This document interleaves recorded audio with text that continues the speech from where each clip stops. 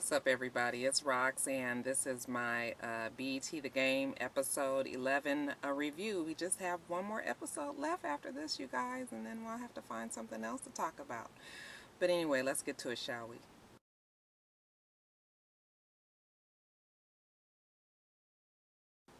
Okay, you guys, so Melanie and Derwin are trying to get pregnant.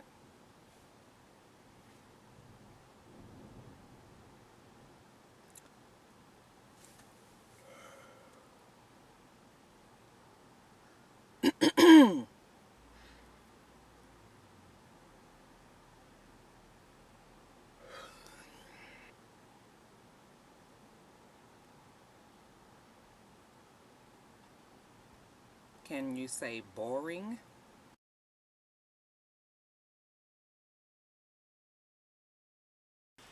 Okay, Melanie and Tasha are at a bar having drinks, and because Melanie is always just wrapped up in whatever she's got going on and never really concerned about anybody else, she hurries up and leaves Tasha because she's trying to get pregnant. So Tasha's there by herself. A gentleman walks up to her, and he gives her some slick line about, maybe I can get you drunk enough to get you to do something that you never done before. Next thing you know, Tasha and the guy are running down the street. Mario Van Peebles with his man boobs and his muffin top. And Tasha, who's got an excellent body, beautiful, beautiful body. She used to be a dancer, so that you can tell she works out. Anyway, they're running to the car. They jump into the car, and they look like they having a good time. I don't know where the clothes is at, but anyway, later on in the show, she's sitting and she's having a talk with the guy. They're at the house, and they're having cigars, and he tells her that he's dying, and you can tell that Tasha's kind of feeling him, and she's just like, what from? And he was just like, it's cancer, and I've only have a little bit to live. And in my back of my mind, in my cynical mind, I was just like, oh, he's dying, huh? Is that the line that they're using now? I'm telling you, I probably would never work in that kind of situation because I would never believe somebody. So Tasha is really starting to get attached to this guy, and I guess he must drop out all kind of words of wisdom, which I like to call weed talk. And so one day she's over at Melanie's house, and she gives to give a little example. She's giving Melanie all this advice about, don't worry about rushing the pregnancy, and it'll happen when it happens. And it was just so un-Tasha. And I was just sitting there looking at the TV again like, oh God, like, who is the writer that does these things?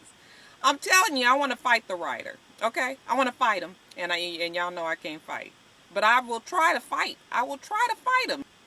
So, Tasha and the guy, they have a dinner, and, it looks like is going to be something romantic. He has her blindfolded. He brings her into the room, and it's just a little plate set up at the table, and he surprises her, and all of a sudden in walks Keith Sweat, who always just looks to me like he just be like, kind of the old oompty doomp. Later on in the show, when Tasha's all post-coital, and ladies, you know how vulnerable you feel at post-coital, she goes out. I guess Brother Man done left, and she goes out to her living room, and he left a box, and it looks like it's a jade elephant. My mom used to have one, so I thought that was kind of special. But anyway, that was for a whole nother reason, y'all, because let me tell you something. I don't give a damn if Brother Man is dying or not. That was a hit and quit. I don't want to ever be hit and quit. I definitely don't want to be hit and quit by somebody that's dying. I guess he's gone. Damn. Can you stick around, please? Ain't no telling. So I guess this means that she ain't gonna see him no more. And she was so touched by the whole thing, and I was like, girl, that is a hit and quit. I know a hit and quit when I see a hit and quit.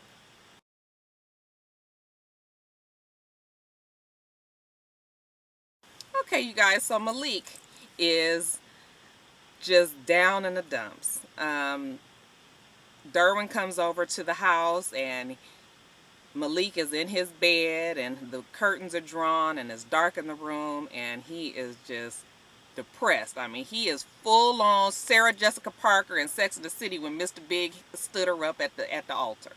That's the kind of depressed that he is here. And I hate to say it, y'all, but Malik done turned into a, I'm not gonna say the word, but it rhymes with gussy.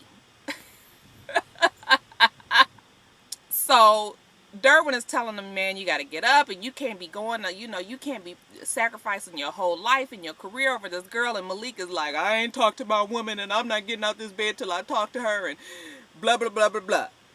And Derwin tells him, look, we're going to get you out this bed. We're going to go talk to the owners. We're going to have a meeting about this. And Malik is just like, he's against it. He's against it. He doesn't want to do it. He just wants to sit around and wait by the phone. And I just really thought that was so funny to see because, women, I don't know if this is just TV or what, but you don't never really get to see the bitch assness in men when you having problems with them. And it was just funny to see how he was in the bed like how women do when a man disappoints them. They go to the meeting. And Mr. Darnell is sitting behind his desk. And wasn't he looking cool behind that desk? I mean, Michael Beach looks really great with a bald head. And he is just sitting there looking like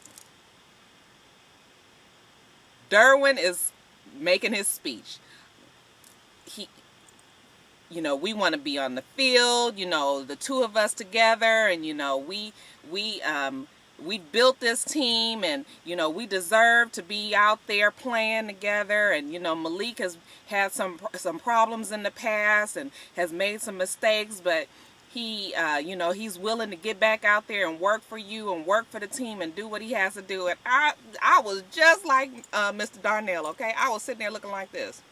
I don't care what speech you give to a man and you just finished screwing his wife. What do you think? What kind of reaction do you think you was about to get? I thought you had some gall. I'm thinking like, absolutely no way would I try to, as a man who had just screwed this man's wife, would I think that it would be okay to go into his office and sit there and say, hey man, I know I was screwing your woman and everything, and I know I was all out in public with it and everything, and I know you the owner and I'm just the player for you and all that, but why don't we just let all that be bygones, and let's just act like I ain't never screwed your woman, I ain't never been up in her poontang, I ain't never tried to kiss her, I ain't never done all that. Let's forget about that right there. And let me go on and play with you. Do y'all know how stupid that sounded? So when Mr. Darnell said, very simply, Derwin, you have a wife, don't you? That should have just been the end of it right there. That should have just completely explained, completely just made the whole situation, and it did, because Derwin shrunk back in his seat because he felt stupid. He should have been sitting there thinking like, what the hell made me decide to come in here and think I was going to get away with this kind of retardedness? Malik, instead of being, I want to say, Malik, you need to bring it on down, okay? You need to be real humble at this point. No matter how you feel personally with the issues that you have with this owner, you just finished screwing his wife. He's got your balls in his hand. You want the job? Can you act like you sorry? Hello? He's all like, I'm out of here. I knew this wasn't going to work. Whatever he said. And I was just like, boy, you got it all wrong. You deserve to lose all your millions if that's the way you think that life goes. So when he got out in the hallway and Derwin was, even though it was stupid, I think that Malik should have appreciated Derwin trying to be there for him. Instead, Malik is like, I shouldn't have come here, and you only thinking about yourself. Okay, well, maybe Derwin is thinking about himself, but he is thinking about you also. The two of you guys need to work together. And something tells me Derwin is still going to play, even if they get this new rookie in there. Mr. Darnell said that he's going to get a rookie, he's going to groom him, and he is going to make him the start. And he is going to set Malik's ass on the bench until his contract runs out. And I think that's exactly what he should do.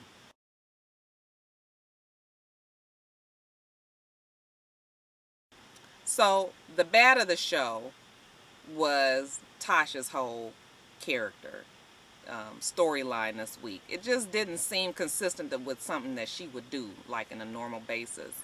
The good of the show was the extras. The good of the show is Mr. Darnell and little baby. You know what? I'm gonna start a petition. I'm going to start a petition to get the extras to be the cast, because the extras seem to be what I like the most. I like Mr. Darnell. I like Lil Baby Terrence. I like Janae. Well, I mean, where is Janae anyway? I want the extras to be the cast. Okay, you guys, so that's it. I am on my lunch break, of course, you guys already know, and I'm about to go get me some Zaxby's. You guys remember to rate and comment and subscribe to my channel. I'm itsrox. My YouTube channel is for itsrox.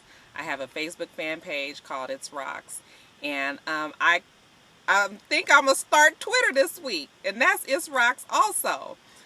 So you guys follow me on Twitter, and that's it. I hope you guys have a wonderful rest of your day. Until next time, rock stars. Bye.